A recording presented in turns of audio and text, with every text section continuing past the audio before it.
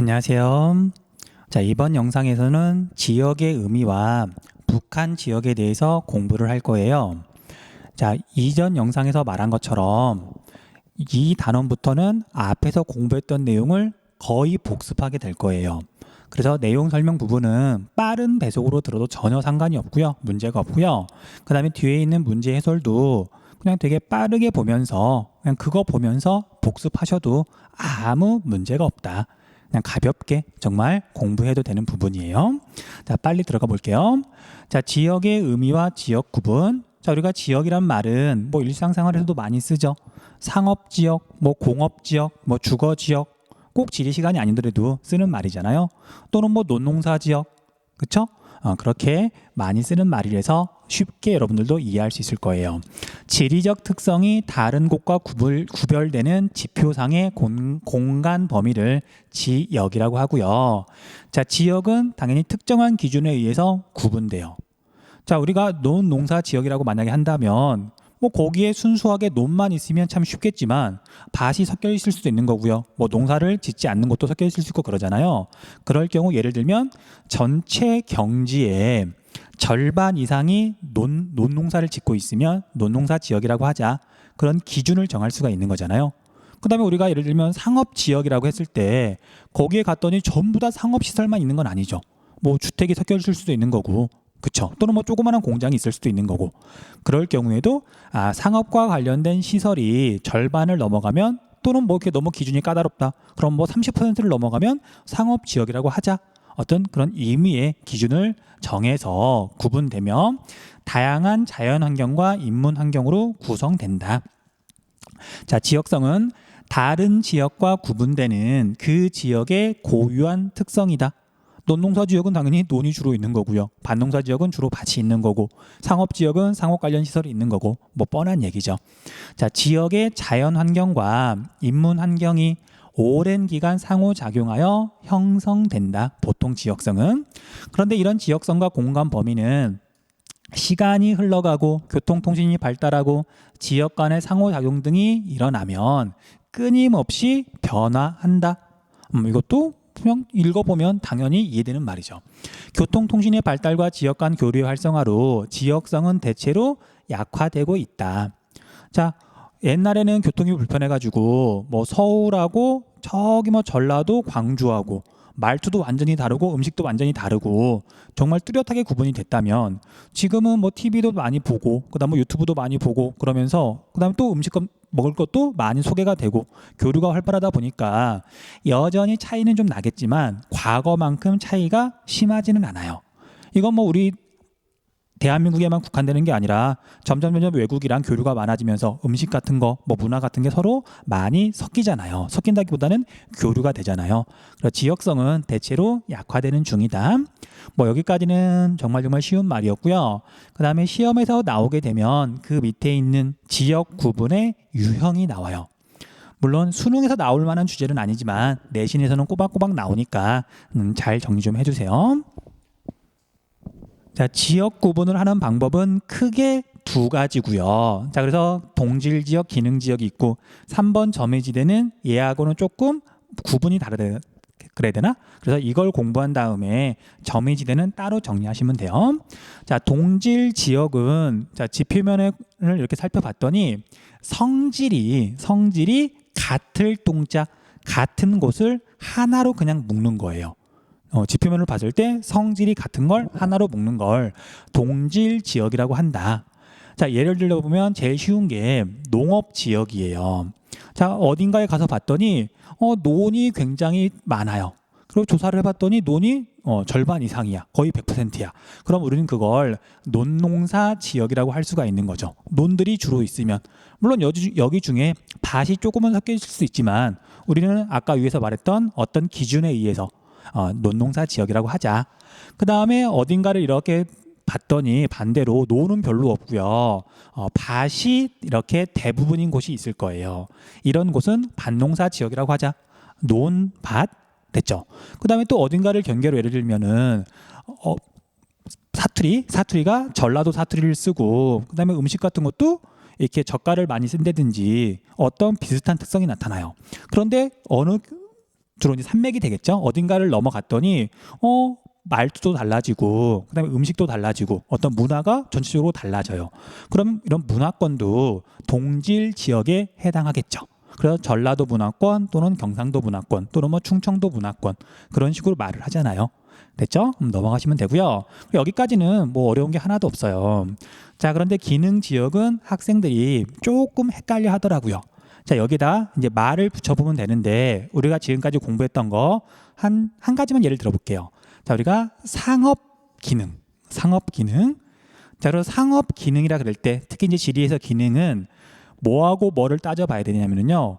그 기능을 제공하거나 아니면 그 기능과 관련된 핵심 장소가 있어요. 지역이 있어요. 자, 그래서 우리가 상업 기능이라 그런다면 예를 들어서 A라고 하는 편의점이 있으면 여기에서 상업 기능을 제공하는 거죠. 주변에 물건을 공급하는 거죠. 그렇죠? 그래서 어떤 기능이 있다 그랬을 때 반드시 중심지가 있고요. 중심지가 있고 그럼 이런 중심지에서 제공하는 이런 기능이 영향을 미치는 공간 범위가 있어요. 자, 편의점의 물건은 당연히 뭐 지구 반대편까지 팔려 나갈 일은 없겠죠. 그래서 편의점이 있으면 그 주변 일정한 범위까지만 물건이 팔려 나간다. 그래서 여기는 A 편의점에 영향을 받는다. 또는 바꿔 말하면 여기 기능에서 핵심 말이 상호작용이거든요. 이 지역은 A랑 상호작용을 한다. 그렇게 표현할 수가 있는데 비해서 여기는 A하고 상호작용을 하지 않는 거죠. 그렇죠? A의 영향을 받지 않고 지금 A만 그렸지만 그 밖에는 B라고 하는 편의점이 있어가지고 B의 영향을 받을 거고요. 또 어딘가에는 C라고 하는 편의점이 있어서 또 C의 영향을 받는 지역이 이렇게 있을 거예요. 됐죠? 자, 그래서 중심지가 있고 그 중심지의 영향을 받는 공간 범위를 하나로 묶자. 이런 걸 기능 지역이라고 불러요. 됐죠? 자, 지금 여기 그린 거, 예를 든 거에서는 편의점의 어떤 기능 지역이 3개가 지금 있는 거죠. A 편의점, B 편의점, C 편의점. 그래서 중심지와 배후지가 상호작용을 하는 그 공간 범위, 그렇게 하나로 묶는 걸 기능 지역이라고 한다. 됐죠? 자, 여기서 핵심 핵심 키워드는 상호작용하는 공간 범위다. 됐죠? 그래서 사례로는 뭐 상권, 통학권. 자, 우리가 학교가 있으면 주로 그 주변에 사는 친구들이 그 학교로 오는 거죠. 너무 멀리 사는 친구들은 다른 학교를 가는 거죠. 교육 기능과 관련된 우리 통학권, 통근권은 도시를 기준으로 또는 어느 회사가 있으면 그 회사의 직원들은 대체로 그 주변에 살 거잖아요. 그런 통근권, 그 다음 도시 세력권 등이 기능 지역에 해당하더라. 됐죠? 자, 이렇게 2가지를 구분하시고요. 그 다음에 이제 점이지대는 뭐냐면 점점 이동한다, 변해가는 지대라는 뜻이에요. 자, 영어로는 트랜지션 벨트라고 부르거든요. 변해간다. 자, 그래서 어떤 식으로 변해가는 거냐면요. 자, 우리가 지역을 구분하고 났더니 A 지역이 있고 B 지역이 있어요. 자, 그런데 그 중간쯤에서는 당연히 A에서 B로 점점 바뀌어 가겠죠. 자, 예를 들어볼게요. 자, 우리가 아까 논농사 지역, 밭농사 지역 이렇게 예를 들었었는데, 자, 어떤 경계선을 당연히 이렇게 그어야 되겠죠. 하지만 경계선이 있다 그래서 여기랑 완전히 달라지는 건 아니죠. 자, 여기는 논농사 지역인데 주로 논농사를 짓겠지만 분명히 밭도 섞여 있을 수 있는데, 근데 그 밭이 섞여 있는 비율은 이쪽 밭농사 지역에 가면 갈수록 점점 많아져서 어느 선을 넘으면 이제 논보다는 밭이 많아지는 거란 말이에요. 그렇죠? 그래서 논농사 지역과 밭농사 지역의 경계 부분에서는 논에서 밭으로 이렇게 점점 변해간다. 또는 밭에서 논으로 점점 변해간다. 이런 지대가 있어요. 이런 걸 점이지대라고 한다. 됐죠? 자, 그러면 동질 지역 구분에서는 점이지대가 있다, 없다? 있다, 대체로 있다. 물론 없을 수도 있어요. 이건 뭐 그것까지 물어보는 건 아니지만 딱 짧게만 한 가지만 이렇게 보여줄게요. 자, 커다란 도로가 있어요. 이제 사람이 이제 넘어다니기 좀 힘들잖아요. 횡단보도도 너무 길고. 근데 마침 이쪽으로는 주로 공장이 있는 게 아니고 완전 공장밖에 없을 수도 있고, 그다음에 여기에는 이제 주거 지역만 있는 거예요. 주거 기능만. 그럼 이런 경우에는 완전히 칼같이 나뉘어지기도 하지만 이런 경우는 사실 별로 없고요. 대부분은 이렇게 점이지대가 있는 거죠. 됐죠? 자, 그러면 우리가 기능 지역에는 점의지대가 있을까요? 없을까요? 당연히 있겠죠. 자, 우리가 A라고 하는 편의점이 있고요. B라고 하는 편의점이 이렇게 있으면 A의 이런 배우지가 A랑 상호작용을 하는 공간 범위가 이렇게 있을 거예요. 그 다음에 B라고 하는 편의점하고 상호작용을 하는 B가 영향을 미치는 공간 범위가 이렇게 있을 거예요. 겹치는 부분이 생길 수밖에 없어요. 자, A 가까이에 사는 친구라면 뭐 B가 뭐 조금 마음에 들어도 뭐 편의점 브랜드가 마음에 든다든지 또는 여기에 아르바이트생이 되게 마음에 든다든지 뭐 그럴 수 있잖아요. 하지만 거리가 너무 멀면 나는 그냥 A 갈 거야. 그런데 여기 중간쯤에 있으면 A 편의점에 좀 가깝지만 내가 사는 곳이 정말 거리를 재보면 조금 더 가깝겠지만 나는 정말 B 편의점 점장이 너무 이렇게 친절하고 뭐 잘생겼고 또는 예쁘고 그래가지고 조금 멀더라도 이렇게 B를 갈 수도 있는 거죠. 학교도 마찬가지잖아요. 나는 A 학교 바로 근처에 살긴 하지만 바로 근처는 좀 그렇네요. 근데 아무튼 이렇게 어딘가에 사는데 A 학교가 우리 집에서 조금 더 가깝긴 하지만 나는 B 학교가 더 좋아. 그래서 B 학교로 이렇게 지원해가지고 갈 수도 있는 거잖아요. 그렇죠? 그래서 우리가 기능 지역에서도 이 중간 정도에서는 A에서 B로 대체로 변해가는, B에서 A로 대체로 변해가는 그런 지대가 있을 수밖에 없는 거죠. 됐죠? 자, 그리고 이제 여기를 이제 점점 성격이 변해간다고도 말을 하지만 A하고 B하고 두 지역의 성격이 혼재되어 있다. 섞여 있다는 뜻이잖아요. 혼재돼서 나타난다. 여기도 마찬가지죠. 논하고 바다고 막 섞여 있는 지역이잖아요. 굳이 나누면 나눌 테지만 여기도 마찬가지로 혼재되어 있다는 말을 써요. 그래서 기능 지역과 그 다음에 동질 지역에서는 모두 두 지역의 성격이 섞여서 나타나는, 한 지역에서 다른 지역으로 성격이 변해가는 이런 점의지대가 나타난다. 됐죠? 점의지대는 그렇게 정리하시면 돼요. 자, 이제 한 가지 더 물어볼게요. 자, 그러면 이제 점의지대가 이렇게 나타나는데 동질 지역과 기능 지역 가운데 교통이 발달하는 거에 더 따라서 민감하게 변하는 건 동질 지역일까요? 기능 지역일까요? 교통 발달에 민감한 건 당연히 기능 지역이죠. 기능 지역은 중심지와 상호작용을 하는 공간 범위인데, 자, 교통이 편리해지면 편의점, 이게 맨날 걸어 다니던 시절하고 뭐 자전거라도 생기게 되면 더 먼 데서도 사람이 올 수 있는 거고요. 비편의점도 마찬가지죠. 더 먼 데서 사람이 이렇게 오게 되면 이런 배우지의 범위가 넓어지는 것과 함께 여기에 점의지대의 범위도 넓어지게 되는 거잖아요. 그래서 교통하고 더 밀접하게 관련돼 있는 것은 기능 지역이다. 그렇게만 정리해 두시면 돼요. 됐죠? 자, 그래서 여기까지 하면 우리 첫 페이지는 내용 설명이 다 끝났고요. 밑에 있는 지도 간단하게 한 번만 볼게요. 자, 여기는 수도권을 지금 한 공간이지만 기준이 다르면 동질 지역으로 나눌 수도 있는 거고요. 그 다음에 기능 지역으로 나눌 수도 있는 거예요. 그래서 여기는 주택 유형에 따라서 단독 주택이 더 많냐 우세하냐고 그랬었죠. 그러니까 아마도 아파트하고 단독주택하고 이렇게 비교했을 때 단독주택이 절반을 넘어가면 단독주택 우세 지역이라고 하는 거고, 아파트가 더 많으면 아파트 우세 지역이라고 할 거고, 그 다음에 그게 섞여서 나타나면 그렇죠? 혼재 지역이라고 지금 하는 거잖아요. 그래서 이런 것들은 동질 지역 구분에 들어간다, 해당한다. 그 다음에 이건 서울로의 통근 통학률인데, 서울로에, 자, 서울에 일자리가 많으니까 대기업 본사도 있고 뭐 그럼 은행의 본사들도 있고 뭐 백화점 같은 것도 많고 일자리가 많으니까 서울로 통근하는 사람이 되게 많을 거 아니에요. 그렇죠? 그래서 과연 서울로 통근하는 사람들은 과연 어디까지 이렇게 분포하는지, 이런 걸 우리가 수도권이라고 불렀잖아요. 그래서 지금은 여기 10% 미만, 여기까지만 지금 통근 통학을 하지만 교통이 더 발달하게 되면 더 먼 곳에서도 서울로 출퇴근 통근을 할 수 있는 거죠. 그래서 앞에서 우리가 수도권, 대도시권 공부할 때 수도권은, 대도시권은 교통이 발달하면 대체로 점점 넓어진다라고 이야기를 했잖아요.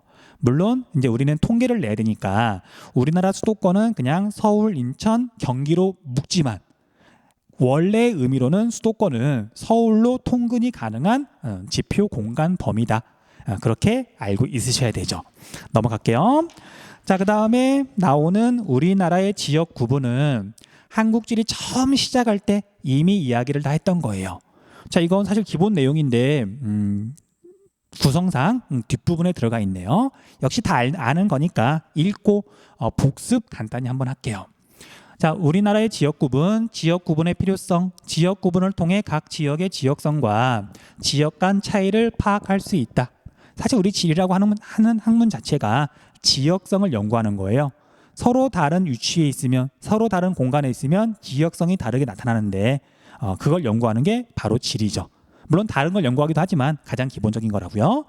자, 지역 구분은 지역 문제의 원인 분석이나 해결 방안 모색에 도움을 주기도 한다. 지역에 대해서 알아야 뭔가를 할 수 있는 거고요. 그다음 우리나라의 다양한 지역 구분. 자, 첫 번째는 전통적인 지역 구분 방법이에요. 자, 주로 고개. 자, 우리가 고개는 한자로 무슨 령이라 그랬었죠. 대관령, 남태령, 추풍령 같은 령인데 주요 고개를 기준으로 지역을 구분하기도 했고요. 산줄기는 사람들이 넘어 다니기 힘든 1차 산맥, 그걸 기준으로 구분하기도 했고요.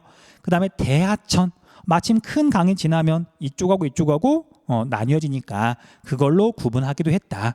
자연적 요소를 기준으로 구분을 했는데, 자, 여기 지도를 보고 간단하게만 정리할게요.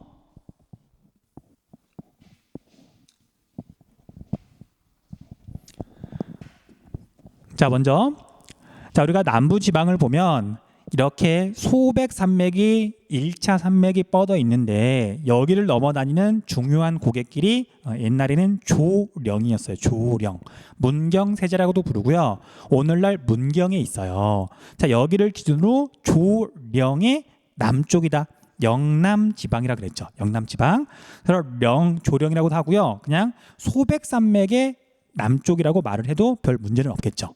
그리고 이런 소백산맥을 기준으로 사람이 넘어 다니기 힘드니까 이쪽 충청도하고도 나뉘지만 여기 전라도 쪽하고 구분되기도 하죠. 그래서 소백산맥의 서쪽 지역은 다시 금강을 기준으로, 보통은 금강이라고 말을 하지만 이 호라는 말은 호수라는 뜻도 있거든요. 그래서 어떤 사람들은 김제에 있는 벽골제라고 하는 유명한 호수가 있어요. 거기에 남쪽 지방이라고 하는 사람들도 있어요. 근데 보통은 금강이라고 말을 해요. 자, 그래서 금강의 남쪽을 호남 지방이라고 하자. 그렇죠? 자, 그다음에 이쪽은 호서 지방인데 금강의 서쪽이라고 하는 사람들도 있고, 여기 제천에 가면 의림지라고 하는 또 유명한 호수가 있어요. 저수지가 있어요. 거기에 서쪽을 호서 지방이라고 하자라고 하는 사람도 있어요. 그런데 우리가 호서 지방은 요즘은 잘 안 쓴다 그랬었죠. 그냥 여기는 충청권, 여기는 호남권, 그다음에 여기는 영남권, 그렇게 앞에서 이야기를 했었잖아요. 자, 그다음에 우리가 경기 지방은, 사실 경기 지방 그런 말 안 쓰죠. 요즘은 수도권이라 그러잖아요. 생활권의 개념이니까. 어쨌든 경기 지방이고요. 그다음에 우리가 여기에 있는 천령관이라고 하는, 옛날에는 되게 중요했던 관문인데 여기를 기준으로 대체로 북쪽에 있다. 관북 지방. 관의 북쪽, 그다음에 천령관의 서쪽. 근데 사실은 이 관문의 서쪽이라기보다는 여기에 있는 낙림산맥 1차 산맥을 기준으로 여기가 왕래가 힘드니까 관서지방, 여기를 관북지방이라고 구분을 했었어요. 그 다음에 관동지방도 있는데 천령관이 여기에 있으니까 여기의 동쪽은 대체로 강원도에 해당하죠. 그리고 강원도를 관동지방이라고 불러요. 그런데 이 관동지방, 강원도는 다시 태백산맥을 기준으로, 태백산맥에 있는 유명한 고갯길 대관령을 기준으로 여기에 대관령이 있죠. 대관령의 동쪽 영동지방, 대관령의 서쪽 영서지방으로 구분한다. 강원도는 영동지방과 영서지방으로 나눌 수가 있어요. 그 두 개를 합쳐서 관동지방이라고 부르는 거고요. 됐죠? 그래서 여기 관서지방, 아이고, 이거 어떻게 되지? 아이고, 지우고 다시 하자. 다시 찍을 수는 없고요. 어쨌든 설명한 건 설명한 거니까. 그래서 여기 이렇게 관서지방, 관북지방, 지금 관동지방은 영서와 영동으로 구분한다 이야기를 했고요. 그다음 나머지 하나가 여기에 있는 해서지방인데, 이건 여기에 있는 한양에서 봤더니, 자, 이렇게 서쪽으로 가면 서해 바다 넘어서 여기에 땅이 있잖아요. 그래서 바다 넘어 서쪽 지방이란 뜻이에요. 해서지방은 오늘날 황해도를 말하는데, 사실 해서지방은 우리 한국지리에서는 거의 나오지 않는 개념이죠. 근데 혹시라도 이렇게 작은 부분에서 문제를 내시는 분들 있을 테니까 알아는 주세요. 해서지방은 황해도를 말한다. 됐죠? 자, 그다음 다시 대지역 구분은 그냥 우리나라 한반도를 세 개로 쪼갠 거예요.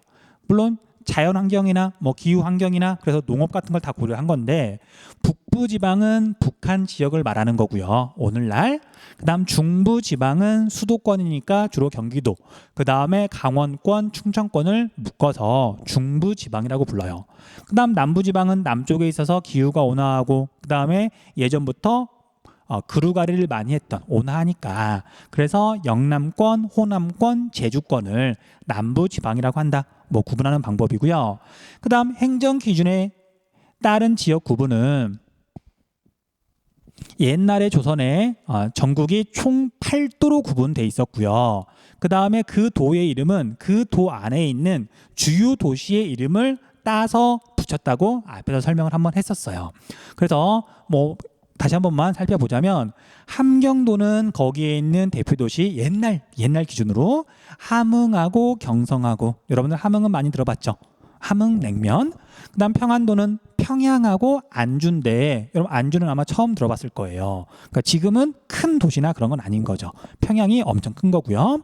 그다음 강원도는 강릉하고 원주하고, 근데 재밌게도 강원도의 도청 소재지는 현재 춘천에 있죠. 자, 물론 강릉, 원주, 춘천이 현재 강원도의 3대 도시예요.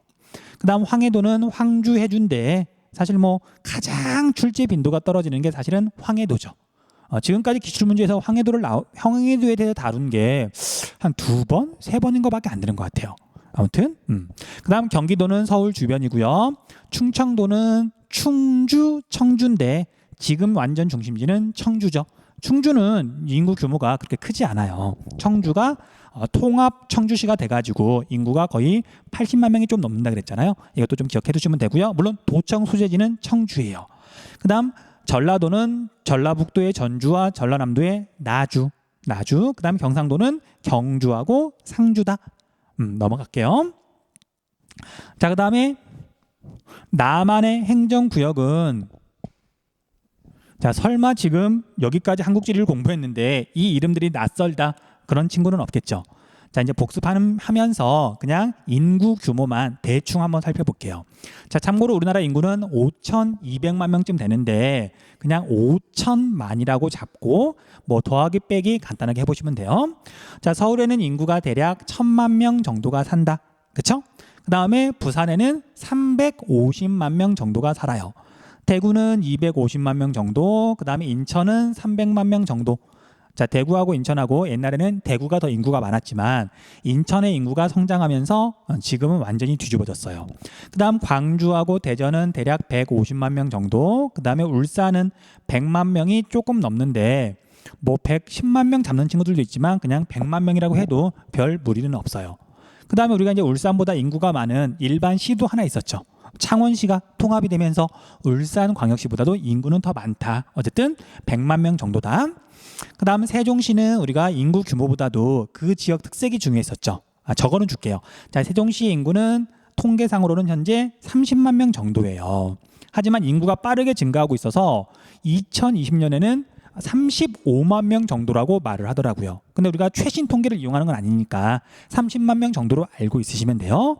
세종시의 가장 큰 특징은 우리나라에서 유소년층 부양비가 제일 높다. 유소년층 인구 비율이 제일 높다.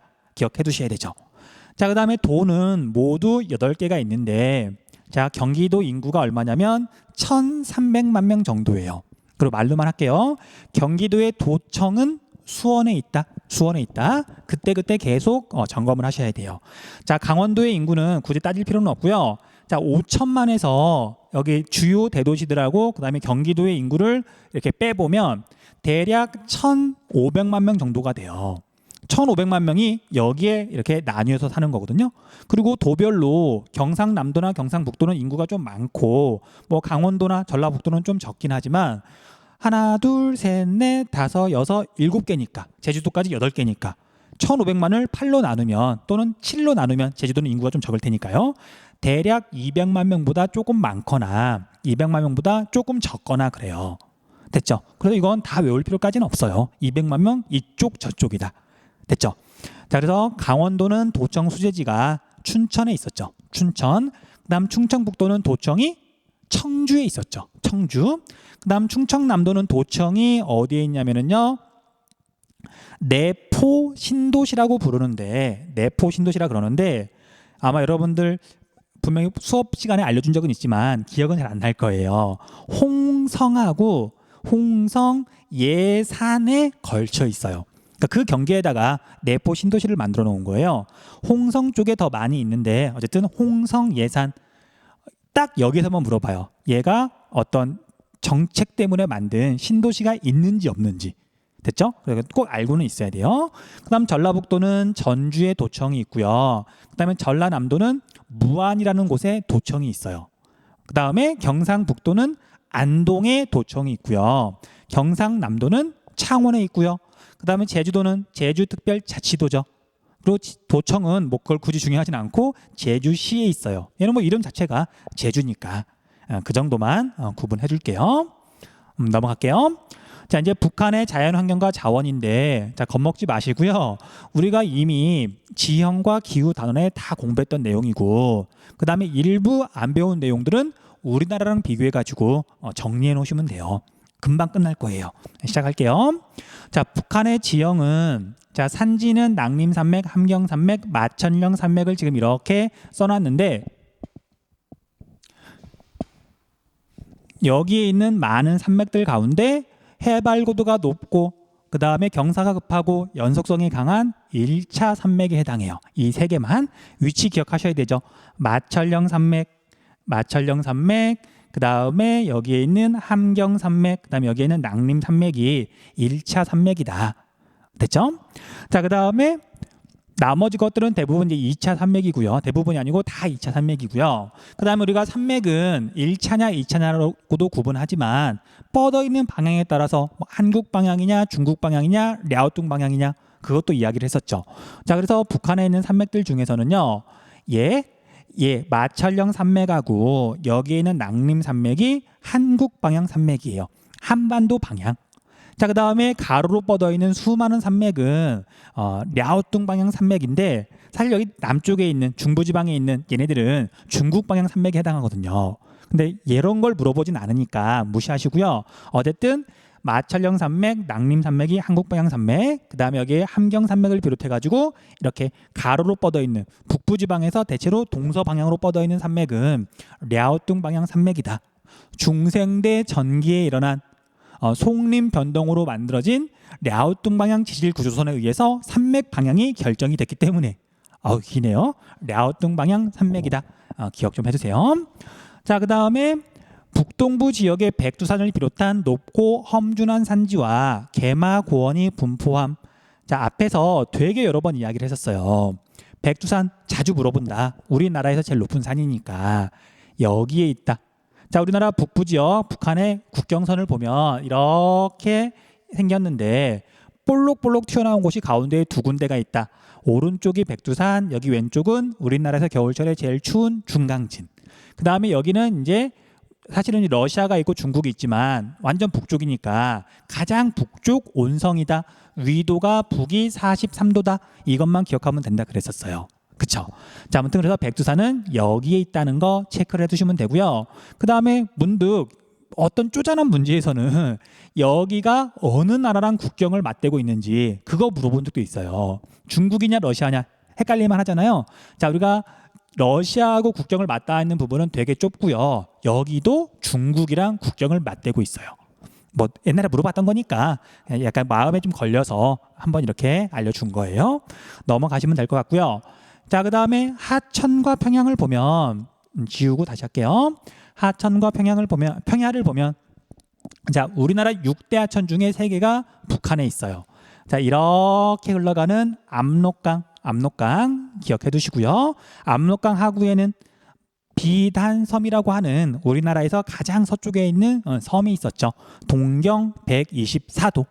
그 다음에 자, 이렇게 흘러가는 강인데 평양을 지나서 여기에 있는 남포 쪽으로 흘러가는 대동강. 평양은 여기에 있네요.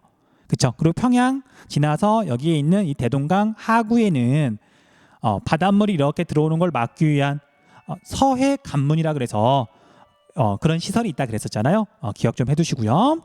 자, 그 다음에 이렇게 동쪽으로는 두만강이 흘러간다. 그리고 두만강을 제외하고는요, 1차 산맥의 그런 제일 높은 부분이 동해에 치우쳐 있어서 동해 쪽으로는 큰 강이 없고요. 길어봤자 이제 이 정도인 거죠. 길어봤자. 그쵸? 그래서 길이가 짧은 하천들이 동해로 흘러간다. 됐죠? 그다음 평야는 뭐 이름까지 알 필요는 없고요. 대동강 하류 지역은 우리나라에서 남북한 통틀어서 가장 평야가 넓은데, 자, 평야가 넓으니까 여기는 다우지, 소우지였죠. 바람이 뭔가 이렇게 부딪혀가지고 위로 상승해야 비나 눈이 내릴 텐데 여기는 지형이 평탄하니까 소우지다. 기억 좀 해두셔야 돼요. 됐죠? 역시 별거 없으니까 넘어가도록 할게요. 맞다, 하나만 체크할게요. 자, 우리가 북한의 다우지, 소우지 할 때 청천강 중상류 지역은 다우지다. 기억이 날지 모르겠네요. 청천강은 여기 압록강과 대동강 사이에 있는 강인데요. 거기에 중상류 지역이니까 여기가 다우지예요. 아마 뒤에 가면 문제가 있을 것 같아요. 그때 한번 다시 확인하기로 하고 지금은 넘어가도록 할게요. 자, 그 다음에 다시 이제 북한의 기후를 보면,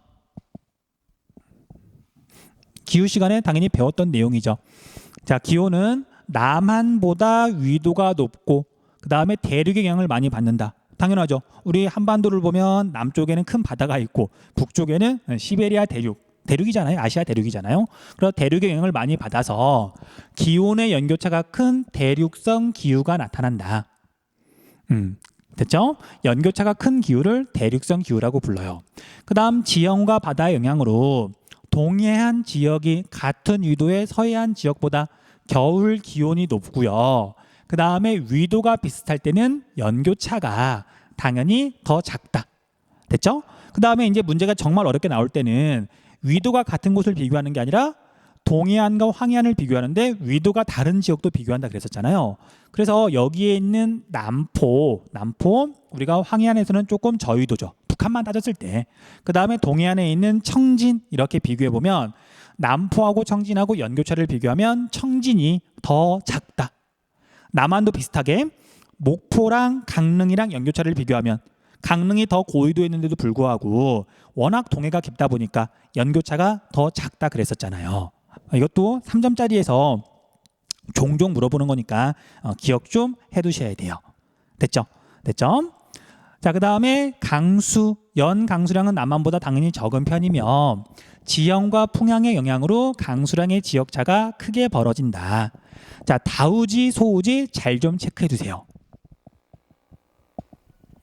자, 강원도 해안 지역하고 청천강 중상류 지역이 다우지이자 그 다음에 강원도 해안 지역은 다설지이기도 해요. 자, 이렇게 색깔이 진한 부분이 이렇게 이어지고 있는데 당연히 휴전선 남쪽으로도 같은 성질이 나타나겠죠. 태백산맥이 이렇게 뻗어 있으면 주로 동풍 계열이 태백산맥에 부딪혀가지고 지형성 강수 현상이 나타나니까 그런 거예요. 됐죠? 그 다음에 여기 청천강 중상류 지역 여기는 북한에서는 다우지에 해당한다. 여러 번 했던 거니까 다시 한번 확인해 주시면 돼요. 그 다음 소우지는 북한에서 소우지는 여기에 있는 대동강 하류 지역 평양을 중심으로 해서 여기는 여러분들 여유가 있으면 그냥 강수량도 기억해 두면 좋아요. 여유가 있으면. 여유가 없으면 그냥 소우지구나 정도만 기억하면 되고요. 여기에 연 강수량은 대략 900mm 정도예요. 900mm 정도. 색깔이 잘 안 보이나? 자, 여기가 약 900mm 정도다. 남한에 비해서도 적고요. 위도가 비슷한 당연히 동해안이나 내륙 지역에 비해서도 강수량이 적은 거죠. 자, 그 다음에 개마고원 일대라 그러는데 자, 이렇게 함경산맥이 있었기 때문에 함경산맥을 기준으로 이쪽 지역을 지금 말하는 거예요. 그리고 보통 시험에서 물어보게 되면 중강진을 제시하는데 당연히 여기도 강수량이 적어요. 대략 700mm가 조금 넘는데 자, 이건 숫자 외울 필요는 없고 여기가 소우지고요. 그 다음에 관북 해안 지역이 소우지인데 함경산맥 때문에 당연히 구별하는 거예요. 높은 산맥이 있으니까. 그래서 여기가 우리나라에서 가장 연 강수량이 적은 곳이다. 그래서 대표 도시로서 맨날 청진을 물어본다.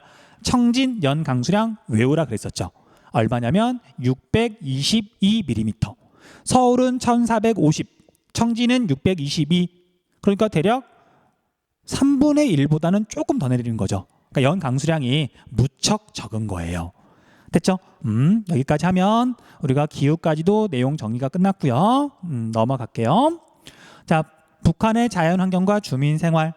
자, 여기는 여러분들 외운다기보다는 뒤에 가보면 알겠지만 대부분 자료 분석으로 나와요.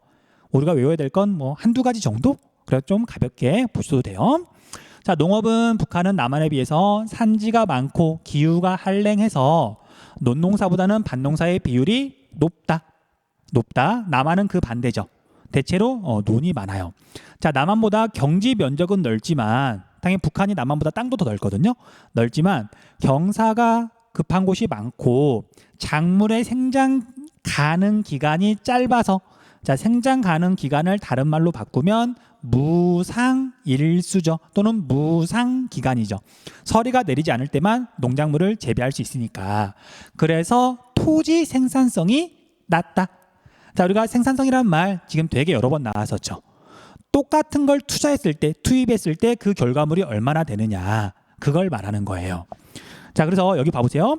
남한과 북한을 이렇게 지금 자료를 제시하고 있는데 총 생산량은 비슷하죠. 그런데 식량 작물의 재배 면적을 봤더니 여기는 920이고 여기는 1862죠. 토지는 여기 보면 식량 작물을 재배하는 면적은 북한이 거의 두 배쯤 넓은데 총 생산량이 비슷해요. 이쪽이 토지 생산성이 떨어지는 거죠. 그렇죠? 여러 가지 이유로 넘어가시면 되고요. 자, 이제 북한의 음식은 옥수수, 밀, 메밀, 감자 등 밭작물을 활용한 음식이 당연히 많다. 그 다음에 가옥은 겨울이 춥고 긴 관북지방에서 폐쇄적인 가옥 구조가 나타난다. 관북지방, 우리나라에서 제일 추운 곳이죠.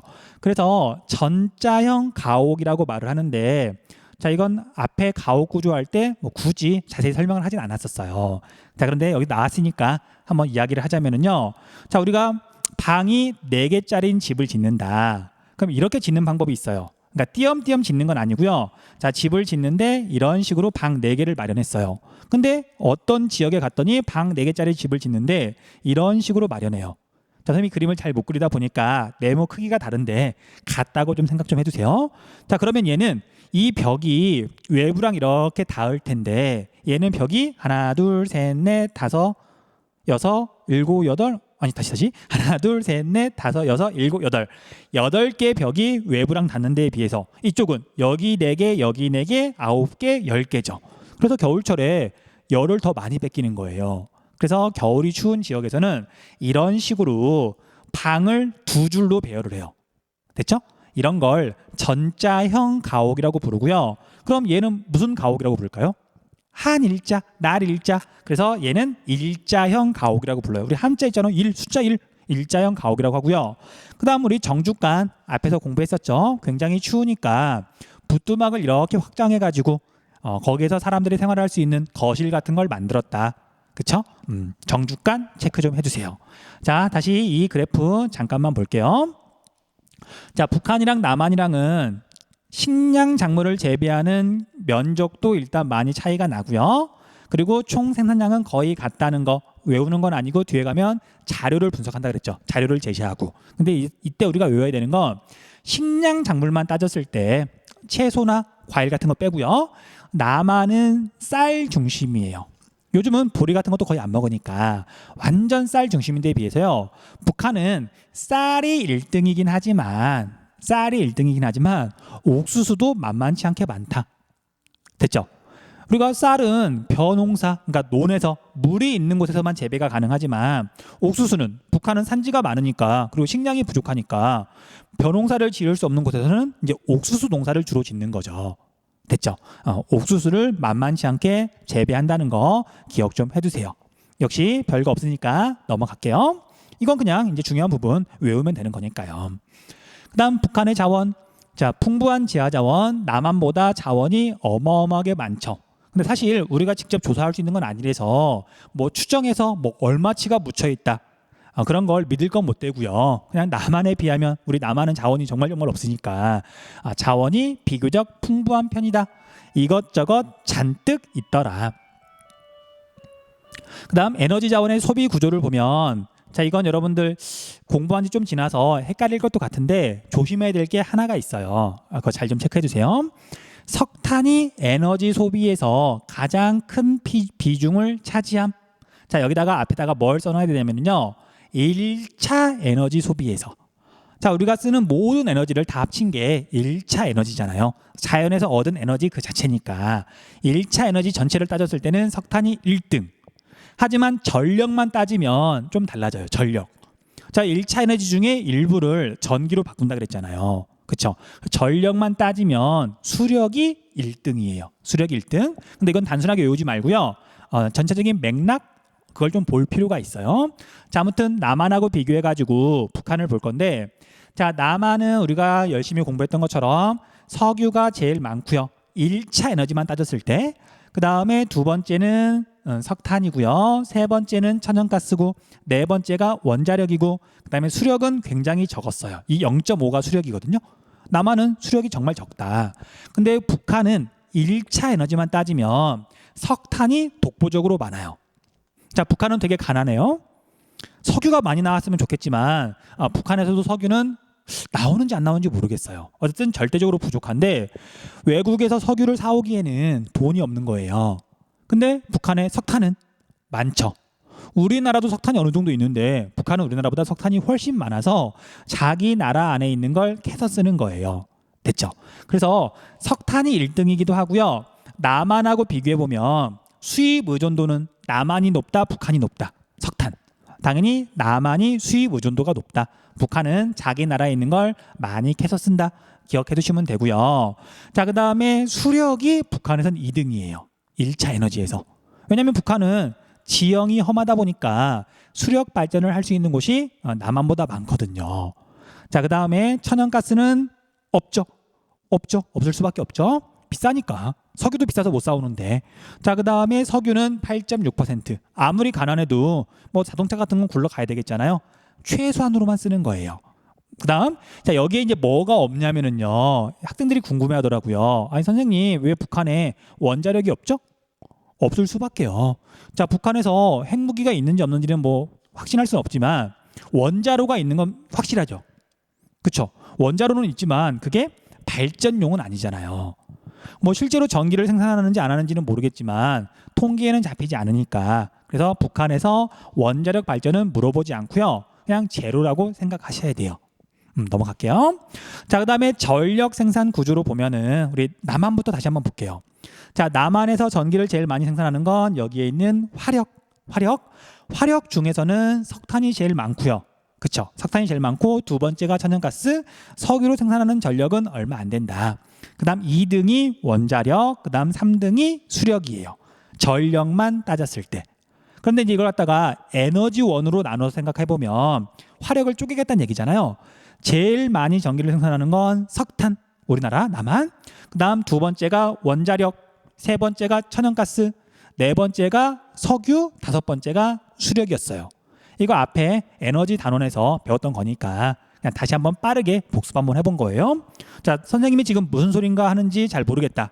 앞에 부분 우리 다시 한번 봐야 돼요. 됐죠? 넘어갈게요. 자, 그에 비해서 북한은 원자력은 지금 없고요. 신재생에너지도 당연히 없고요. 워낙 가난하니까.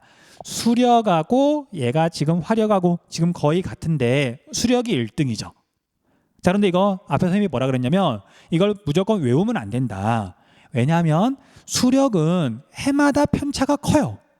어느 해에는 비가 많이 와가지고 수력 발전을 좀 많이 할 수도 있지만 어느 해에는 수력 발전을 조금밖에 못 할 수도 있잖아요.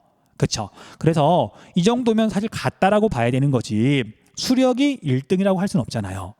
그래서 북한에서 1등이 수력이냐 아니냐 그렇게 물어보면 안 되는 거고요. 그리고 실제로 이제 어떤 문제가 나올 때는 그냥 자료를 제시하고서 자료를 분석하는 문제를 내지 이걸 구분할 걸 요구하진 않는다. 됐죠? 물론 이제 남한하고 같이 내면 얼마든지 구분할 수 있죠. 남한은 수력이 1.3%밖에 안 되니까. 됐죠? 넘어갈게요. 자, 이렇게 다시 와가지고 여기 위에 있는, 아이고, 빨리 끝내고 싶은가 보다. 금방금방 넘어가네요. 자, 이제 위에 있는 거 다시 한번 빠르게 그 자료 좀 볼게요. 자, 북한의 경지 면적 구성을 보면은 남한하고 비교를 해야 되겠죠. 자, 총 경지 면적은 북한이 조금 더 넓어요. 여기 보고 학생들이 다시 고개를 갸웃하기도 해요. 아니 선생님, 여기 오른쪽에 있는 그 그래프에서는 남한하고 북한하고 경지 면적이 2배쯤 차이가 났는데 왜 2배가 아니냐고. 자, 우리 오른쪽에 있는 그 동그라미 그 그래프는 식량 작물만 따졌을 때고요. 여기는 모든 경지를 따지는 거죠. 그러니까 여기는 지금 채소랑 과일 같은 게 들어가는 거란 말이에요. 그래서 총 경지 면적 차이는 얼마 나진 않는다. 자, 그런데 남한은 논이 상대적으로 더 많은 데에 비해서요, 밭보다 조금 더 많죠. 하지만 북한은 절대적으로 밭이 더 많잖아요. 됐죠? 그래서 우리가 논에서 재배하는 게 쌀, 벼니까 남한하고 북한하고 쌀을 따져보면 남한 쪽이 훨씬 더 많다. 됐죠? 그리고 북한에서도 이 쌀이 생산량 1등이다. 그 정도는 기억을 해주세요.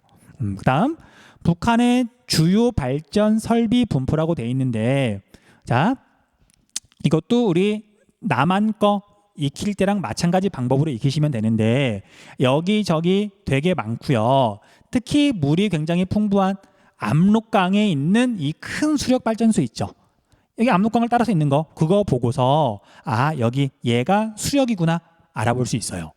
그다음 이제 얘네들은 화력 발전소는 특히 어디에 많이 있냐면요, 평양 근처에 이렇게 있어요. 자, 얘네들은 화력 발전을 할 때 당연히 주로 석탄을 이용하거든요. 근데 그 석탄이 외국에서 수입하는 게 아니잖아요. 자기 나라에 있는 걸 캐서 써요. 그러다 보니까 해안가에 굳이 있을 필요가 없고, 자, 마침 북한에서 석탄이 많이 나오는 곳은 평남 분지라 그래서 기억나시죠? 한반도 지체구조에서 이 일대에서 석탄도 많이 나겠다. 여기에 평양도 있겠다. 북한에서 가장 발달한 곳이기 때문에 화력 발전소는 주로 여기 평안남도 지역에 있어요. 그렇게 보고 구분하시면 돼요. 됐죠? 그리고 전체적으로는 화력하고 수력하고 이렇게 따져봤더니 양이 수력이 더 많은 거예요. 됐죠? 그렇게 기억하시면 돼요. 자, 참고로 여기 수풍 수력 발전소는 일제강점기 시절에 꽤 옛날이긴 하지만 아시아에서 규모가 제일 컸던 수력 발전소고요. 압록강이 그만큼 크니까. 그 다음에 여기 허천강, 부전강, 장진강은 지금은 물어보진 않겠지만 그래도 좀 체크 좀 해주세요. 선생님이 고등학교 때 공부했던 내용이 지금 아련히 떠올라서 그냥 간단하게만 설명을 하려고요. 자, 여러분들 함경산맥이 이렇게 뻗어 있는데 우리 태백산맥도 마찬가지예요. 이렇게 뻗어 있는데 이쪽 지역은 1번이라 그러면 1번은 급경사, 그 다음에 여기 2번 지역은 개마고원 일대인데 완경사, 경사가 달라요. 그래서 단면도를 간단하게 그려보면 이렇게 그릴 수가 있어요. 그림을 그려보면 한쪽은 완경사, 한쪽은 급경사, 얘가 지금 함경산맥이고요. 이쪽이 지금 동해안이 되겠죠. 동해안. 그 다음에 이쪽은 개마고원 쪽이 될 건데, 자, 하늘에서 비가 내리면 여기를 경계로, 대분수계를 경계로 이제 이쪽으로는 물이 흐르는데 유로가 짧고 빗물 자체가 별로 없는 거죠. 그리고 이제 이쪽으로 물이 흐르는데 여기에 이제 댐을 이렇게 건설했더니 여기 이렇게 지금 저수지, 호수가 생겼어요. 근데 수력 발전을 하려고 봤더니 이렇게 물을 떨어뜨리면 높이 차이가 얼마 안 되잖아요. 그렇죠? 그래서 지형 경사가 비대칭인 곳에서는 이런 식으로도 발전을 해요. 댐은 여기다 이렇게 A 하천에다가 댐을 건설했는데, 그런데 이제 물을 흘려보내는 건 A 하천에서 A 하천으로 계속 물을 흘려보내는 게 아니라 분수계 너머로 다른 하천, B 하천 쪽으로 물을 흘려보내면서, 물론 이렇게 수로를 뚫어요. 수로를 뚫어서 물을 이쪽으로 흘려보내면 여기서 여기로는 높이 차이가 되게 크잖아요. 전기를 더 많이 얻을 수 있단 말이에요. 자, 이런 발전 양식을 하천 유역이 바뀐다 그래서 유역 변경식 발전이라고 불러요. 유역 변경식 수력 발전. 됐죠? A 하천 유역에서 B 하천 유역으로 물이 지금 넘어가는 거잖아요. 얘는 지형이랑 관련이 있기 때문에 옛날에는 굉장히 많이 물어봤고요. 그 다음에 그 대표적인 사례로 북한에 있는 허천강, 부전강, 장진강 수력 발전소를 예로 들었었어요. 자, 이거 뭐 해둬서 뭐 나쁠 건 없으니까 우리 지리 마니아라면 한번 기억 좀 해주세요. 1차 산맥 또는 어떤 산 줄기를 경계로 양쪽의 경사가 다를 경우 경사가 급한 쪽으로 물을 흘려보내면서 발전을 한다. 유역 변경식 발전이라고 불러요. 됐죠? 자, 물론 사실 무조건 경사가 급한 쪽으로 보내는 건 아니고요. 물이 풍부한 곳에서 물이 부족한 곳으로 물을 보내면서도 다른 하천으로 보내면서 발전을 할 수도 있거든요. 어쨌든 그런 걸 A 하천에서 B 하천으로 다른 하천으로 아예 물이 넘어가면서 발전을 한다. 유역 변경식 발전이라고 한다. 자, 그냥 넘어가려다가요. 우리 이게 북한 지역은 공부할 게 얼마 없어서 너무 빨리 끝날 것 같아서 그냥 짧게 설명을 했던 거예요. 자, 넘어갈게요. 페이지 넘겨서 북한의 인문 환경. 자, 북한의 인구와 도시 분포 그냥 읽고 중요한 것만 밑줄 정도만 그으면 돼요. 총 인구는 2,500만 명 정도다.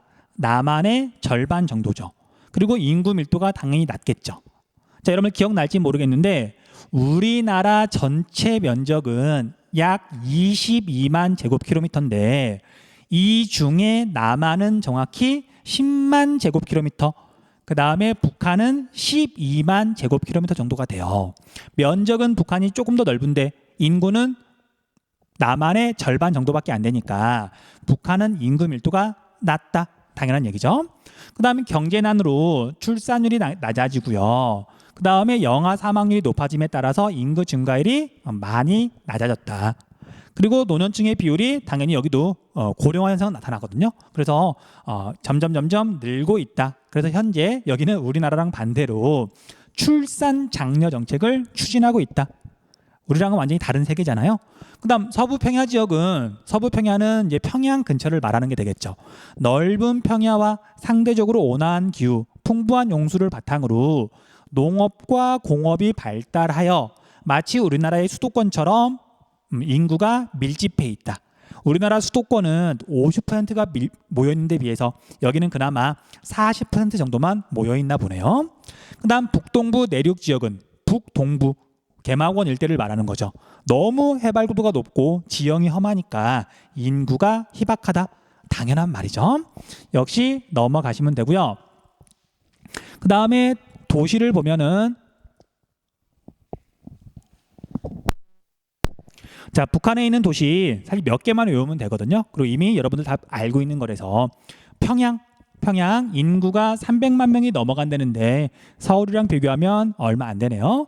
수도는 평양이고 대동강 하류 지역에 있다. 북한의 중심지다.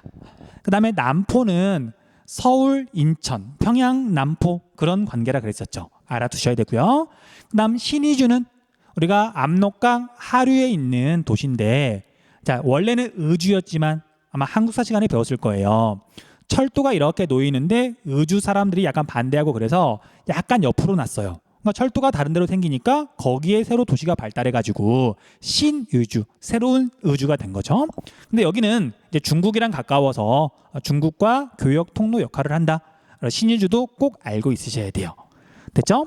자, 그다음에 동해안을 따라서 청진은 우리가 강수할 때 우리나라에서 가장 비가 적게 내린다. 위치도 기억하는 방법 알려줬었잖아요. 자, 우리가 북한 쪽에서 이렇게 국경선이 이렇게 생겼을 때 중강진하고 위도가 똑같은 우리가 여기 항구 도시가 청진이었다. 체크해 두시고요. 원산은 이렇게 내려가서 움푹 들어간 곳이 있는데 이렇게 내려가면 안 되죠. 여기에 원산이 있다. 위치도 알려줬었고요. 여기는 일제강점기부터 병참 기지화 정책 때문에 공업이 발달했다. 기억해 두셔야 돼요. 자, 여기에 도시 하나만 더 체크할게요. 하나만 더. 어디냐면 개성. 우리 개성공단 할 때 그 개성이잖아요. 자, 뒤에서도 나오겠지만 개성은 원래 행정구역이 경기도예요. 경기도의 일부가 지금 이제 휴전선에 의해서 잘려가지고 북한 쪽이거든요. 그러니까 서울에서 얼마 멀리 떨어져 있지 않아요. 자동차로 가면 한 40분? 1시간이 안 걸려요. 그래서 우리가 개성 꼭 좀 알아두세요. 개성공단이 있고 그 다음에 고려의 수도였던 곳이죠. 넘어갈게요. 자, 그다음에 북한의 산업과 교통. 자, 북한은 뭐 여러 가지 이유 때문에 무기, 군사력을 키울 수밖에 없어요. 그래서 얘네들은 경공업보다는 중공업 우선 정책을 추진했고, 그러다 보니까 경공업 제품이 부족해요. 일상생활용품이 부족한 거죠. 뭐 가난하다는 얘기예요. 어쨌든 중공업 우선 정책을 추진했는데 가장 큰 이유는 무기, 군수, 산업 때문에 그렇더라. 그냥 넘어가시면 되고요. 그다음 산업 구조의 불균형. 경공업과 농업 생산성은 상대적으로 약하다. 특히 경공업이 발달이 미약하죠. 그래서 이런 문제들이 되게 심각하게 발생하고 있다. 됐죠? 그다음 주요 공업 지역으로는 평양과 남포, 서울과 인천, 우리나라 수도권하고 똑같다 그랬잖아요. 여기를 중심으로 공업이 발달해 있고요. 물론 이걸 뭐 구체적으로 막 물어보거나 그러진 않는데 어떤 제시문이 있으면 설명으로 나올 수는 있어요.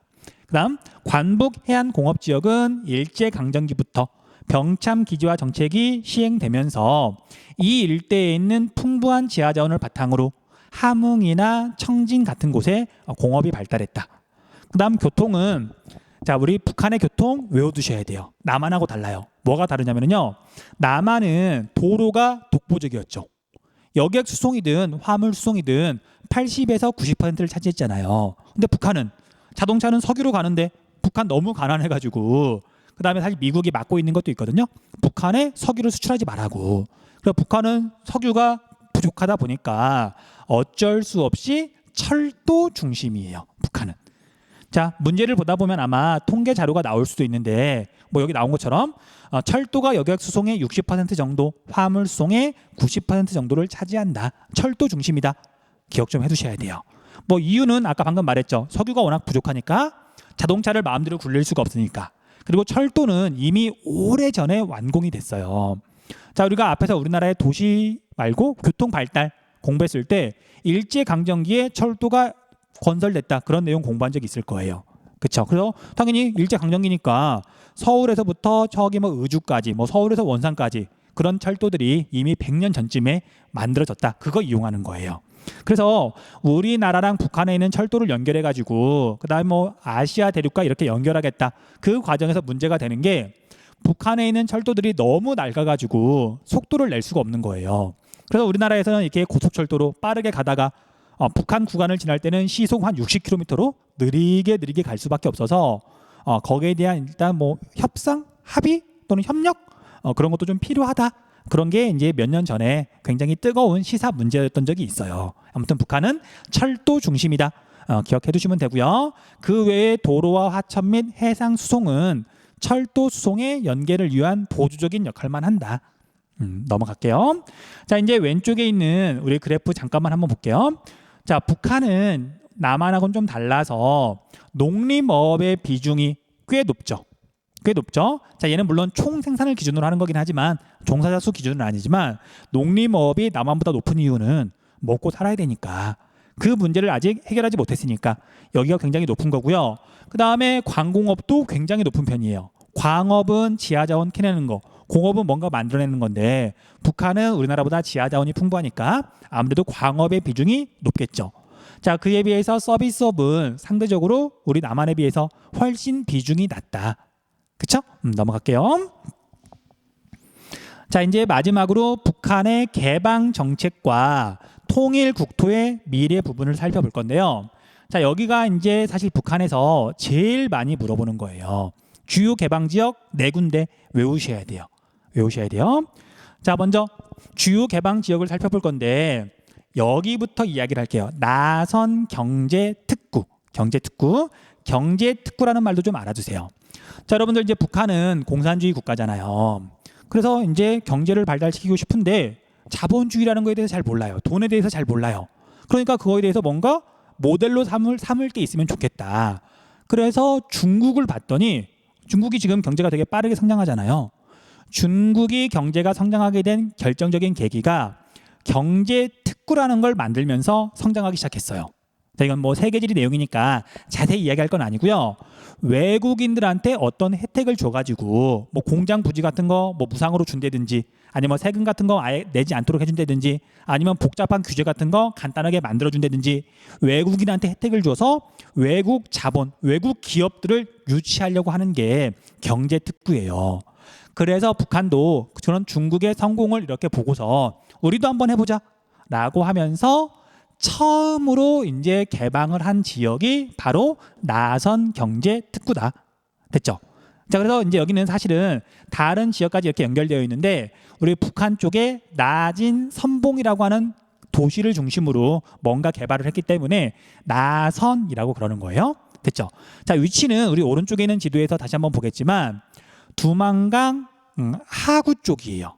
하구 쪽. 왜 여기로 정했는지는 이제 하나씩 이야기를 해볼게요. 중국, 러시아와 인접한 나진 선봉 지역은 UN 개발 계획의 지원을 계기로 여기 별표 좀 해주세요. 북한이 뭐 개발을 해본 적이 없으니까 누군가의 도움이 필요해요. 그래서 UN이 도와줬어요. 경험이 없다 보니까. 그게 언제냐면 1991년인데 연도가 중요한 게 아니라 처음 개방한 지역이다. 됐죠? 자, 그 다음에 여기에서는 또 체크해야 될 게 이거 최초라는 말 그거고요. 그 다음에 여기 위치가 러시아와 인접한, 중국과 인접한, 그러니까 두만강 하구 지역이라 그랬잖아요. 그 이유는 북한이 처음으로 일단 외국인한테 문을 여는데 근데 이게 실패할 수도 있는 거잖아요. 자본주의가 들어와가지고 북한을 흔들 수도 있는 거잖아요. 그래서 평양 근처를 먼저 개방하지 못한 거예요. 혹시 어떻게 될지 모르니까. 그래서 평양에서 제일 멀리 떨어진 곳, 그리고 혼자만 하려면 또 무리가 갈 테니까 중국, 러시아랑 같이 한번 해보자 라고 시작했는데 여러 가지 이유 때문에 현재는 성과를 거의 거두지 못했다. 그렇게 일단 알고 있으시면 돼요. 다시 포인트. 북한에서 처음 개방했다. 그 다음에 평양에서 되게 멀리 떨어진 곳이다. 자, 그 다음에 여기는 유엔의 도움을 받아서 개발을 시작했다. 이 정도만 기억하시면 돼요. 됐죠? 그 다음에 나머지 지역은 이제 연도 같은 걸 보면 알겠지만 거의 비슷해요. 2002년이라서 누가 더 먼저 개방했느냐 그걸 물어보진 않아요. 그냥 지역의 특색만 따지시면 돼요. 자, 금강산 관광지구는 우리 금강산 세계적으로 유명한 산이죠. 그래서 관광 목적으로 이렇게 개방을 했는데 여기는 우리나라에 있는 현대라고 하는 기업이 주도해가지고 개발을 했어요. 그런데 여러분 알다시피 지금 금강산 관광을 갈 수 있다 없다? 없죠. 2008년도에 우리나라 관광객 한 명이 금강산에 이렇게 여행을 갔다가 새벽에 숙소를 나와가지고 이제 근처를 이렇게 산책을 아마 했을 거예요. 근데 그때 이렇게 오해하고 이렇게 북한 군인이 총을 쏴가지고 우리나라 관광객이 죽었던 사건이 있어요. 어떻게 보면 되게 안타까운데 그 이후로 우리나라 사람들이 금강산을 가는 건 막혔어요. 근데 그렇다고 해서 금강산이 아예 폐쇄된 건 아니고요. 북한 입장에서는 남한에서 오는 건 막지만 중국인이나 아니면 다른 외국인이 들어오는 건 굳이 막을 이유는 없잖아요. 그래서 중국 사람들은 또는 이제 다른 외국인들은 지금도 금강산 관광을 갈 수 있어요. 우리만 못 가는 거예요. 됐죠? 어쨌든 포인트는 현재 우리나라는 금강산 관광을 갈 수 없다. 넘어가시면 되고요. 자, 우리 금강산의 위치 우리 앞에서 여러 번 했었죠. 휴전선을 사이에 두고 설악산과 이렇게 대칭을 이루는 거기가 금강산이다. 넘어가시고요. 자, 그 다음에 여기는 개성이죠. 개성 공업지구. 얘는 공업이 포인트예요. 금강산은 관광이 포인트고요. 자, 수도권과 지리적으로 인접한 개성은 자 같은 경기도니까 쭉 읽어보면 남한 기업이 부지를 개발하고 뭐 공장 같은 거 짓고 자본 같은 거 제공하고 그 다음에 뭐 기술 같은 거 제공하고 그 다음에 북한은 인건비가 되게 싸니까 값싼 노동력을 제공해가지고 물건을 만들어서 이제 우리나라로 가지고 오거나 외국으로 수출을 했었어요. 자, 여러분들 한 예로 북한이 잘 살까요? 아니면 베트남이 잘 살까요? 한번 생각해 보세요. 베트남이 잘 살아요. 북한이 더 가난해요. 그런데 베트남이 현재 우리나라의 1인당 국민소득보다 10분의 1밖에 안 돼요. 우리는 약 3만 달러, 그 다음에 베트남은 약 3천 달러. 그러니까 우리가 만약에 한 달 월급이 200만 원이다. 그럼 베트남 사람들은 한 20만 원만 주면 되는 거예요. 근데 북한 사람은 20만 원만 줘도 되게 많이 받는 거예요. 그 사람들 입장에서는. 그렇죠. 그런데 또 지리적으로 보면 베트남은 당연히 바다를 건너가야 되잖아요. 동남아시아 지역이잖아요. 근데 북한은 육지로 갈 수 있는 거죠. 그리고 같은 경기도예요. 그 다음에 또 무엇보다 베트남 사람들하고 우리나라 사람들하고는 말이 안 통하잖아요. 근데 북한 사람들은 물론 사투리가 좀 심하긴 하지만 얼마든지 대화가 자유롭게 되잖아요. 그래서 이런 정치적인 거 또는 분단 상황 그런 걸 빼고 생각하면 북한은 우리나라한테 굉장히 매력적인 어떤 지역이에요. 뭐 물건을 팔기 위해서라기보다는 우리의 어떤 공장을 짓기에는, 그래서 그런 이유 때문에 우리도 이득을 보기 때문에 개성공단을 만들었으나, 근데 이것도 안타깝게도 2016년에 중단된 이후로 2020년 현재까지 전혀 가동을 못하고 있죠. 물론 이걸 다시 가동하기 위해서 많은 사람들이 노력하고 있는데 쉽지 않은 것 같아요. 그러니까 북한은 우리가 경제 논리보다도 정치 논리 또는 이제 미국과의 관계 그런 게 더 크게 작용을 하니까 아무튼 그런 개성이라고 하는 공간도 좀 알아주세요. 넘어갈게요. 자, 그다음에 아까 나왔던 우리 신의주 특별행정구인데, 자 이제 뭐 좀 길게 써 있지만 여기에서 포인트는 중국이에요. 중국. 자, 우리가 나중에 지도 더 큰 거 보면 알겠지만 중국으로 넘어가는 딱 길목이기 때문에 중국과 교류를 위해서, 중국과 뭔가 협력하기 위해서 신의주에다가 특별 행정구를 만들어 놓은 거예요. 됐죠? 그래서 최근 신의주와 인접한 압록강 하구에 황금평 위화도 회군할 때 바로 그 위화도예요. 중국과 함께 개발하기로 하면서 다시 주목받고 있다. 얘는 중국과의 교류. 됐죠? 그렇게 해서 내 지역을 이렇게 정리를 해 놓으시면 돼요. 자, 오른쪽에 가면 지도가 있죠. 뭐 위치가 완전히 다르니까 이거 헷갈리는 친구 아무도 없고요. 이거 틀리는 친구 또 아무도 없어요.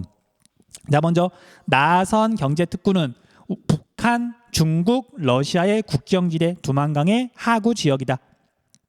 특징은 최초로 개방한 곳, 유엔이 도와준 곳, 그쵸? 자, 그 다음에 금강산 관광지구는 여기 휴전선이 이렇게 있으면 남쪽은 설악산, 북쪽은 금강산, 됐죠? 북한 금강산이라고 하는 되게 유명한 산을 이용해서, 그 다음에 개성은 휴전선이 이렇게 있으면 바로 위에가 개성이죠. 참고로 여러분들 서울 이렇게 관악산이나 그다음 북한산이나 아니면 우리 뒤에 있는 뒷산이나 날씨가 맑으면 개성 뒤에 있는 송악산도 이렇게 훤히 보여요. 눈으로 보이는 곳이에요. 그만큼 가깝다는 얘기죠. 어쨌든 여기는 공업, 남한은 자본하고 기술을 이렇게 제공하고 북한은 토지하고 노동력을 제공해가지고 어떤 값싼 물건을 만드는데 되게 좋은 곳이었었죠. 하지만 지금은 중단되어 있다. 그 다음에 신의주는 2002년 외자 유치라고 되어 있는데 핵심 키워드는 중국이죠. 중국. 바로 옆에가 중국인데 이쪽은 당연히 해발고도가 높고 경사가 급하니까 중국과 교류는 당연히 신의주를 거쳐서 이렇게 이루어지는 게 대부분이에요. 됐죠? 자, 여기까지 하면 기본적인 내용은 거의 끝났고요. 마지막에 혹시 뭐가 있는지 조금만 살펴볼게요. 자, 남북 교류는 초기에는 단순한 상품 교역 위주였으나 이후에는 위탁 가공 교역으로 바뀌었다가, 자, 여러분들 위탁이라는 말은 뭔가 부탁한다는 얘기죠. 위탁 교육, 맡긴다는 얘기고요. 우리나라가 북한한테 이거 만들어줘 하면 북한이 그걸 만들어주는 걸 위탁 가공이라 그랬어요. 위탁 가공 그런 뜻이고요. 그 다음에 대북 직접 투자 등의 형태로 발달했으나 여긴 지금 나와 있지는 않지만 지금은 교류가 거의 끊어진 상황이죠. 개성공단도 멈춰 있고 그다음에 금강산 관광도 할 수 없고, 자, 아무튼 인도적 물자 지원, 사회문화적 교류 등 다양한 남북 교류도 이루어졌다. 그다음 남북 간 정치 상황에 영향을 받으나 한반도 평화를 도모하고 통일 기반 조성에 기여했다. 근데 아무튼 앞으로 좀 더 상황이 나아졌으면 좋겠는데 현재 상태로는 교류가 거의 없는 거죠. 그다음 통일 국토의 미래, 남한의 자본과 기술, 북한의 노동력과 지하 자원의 결합으로 국가 경쟁력을 높이는 기회가 될 수 있다. 그다음 해안과 대륙으로 진출할 수 있는 지리적 특성을 바탕으로 한반도는 태평양, 아시아, 유럽을 연결하는 교통과 물류의 중심 지역으로 부상할 것이다. 통일이 되면. 자, 참고로 여러분들 우리나라는 이제 반도 국가라고 이렇게 계속 배웠지만 대한민국만 따지면 분단이 되어 있는 현 상황에서는 대한민국은 섬나라죠. 외국으로 갈 때 육상 교통을 이용할 수가 없잖아요. 그래서 북한하고 뭐 통일까지는 아니더라도 서로 합의가 원만하게 잘 이루어지면 그냥 북한을 이렇게 지나가면서 이렇게 뭐 통행료라고 그래야 되나? 뭐 그런 걸 좀 지불하면서 대륙으로 진출할 수 있는 거잖아요. 그러니까 남한과 북한이 분단되어 있으면서 손해를 보는 게 만만치 않고, 물론 이제 통일까지는 아니더라도 어쨌든 협력 관계가 되면, 사이가 좋아지면 우리한테 떨어진다기보다는 우리가 얻을 수 있는 이익도 만만치 않아서 어쨌든 좋은 방향으로, 모두가 이렇게 해피할 수 있는 방향으로 많은 사람이 노력해가지고 이제 진행이 됐으면 좀 하는 바람이 있네요. 자, 아무튼 여기까지 해서 북한까지 이야기를 했어요. 자, 수업 듣느라고 수고했습니다.